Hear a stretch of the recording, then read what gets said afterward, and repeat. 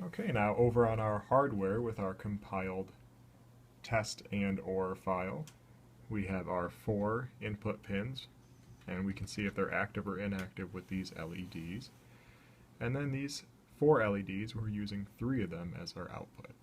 So this represents pin 1, pin 2, pin 3, and pin 4, and LED 1, 2, and 3.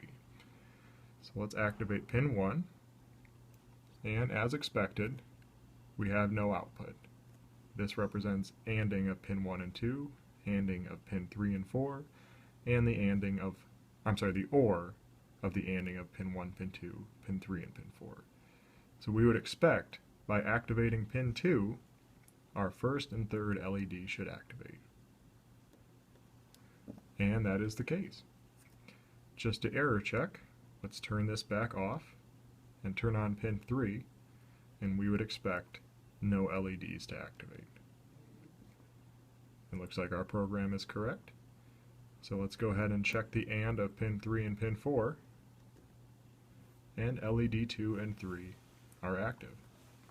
And lastly, let's turn everything on.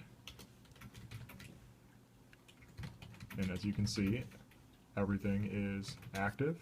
These two are ANDed together, these are ANDed together, and both the first two LEDs are ORed to turn on LED 3.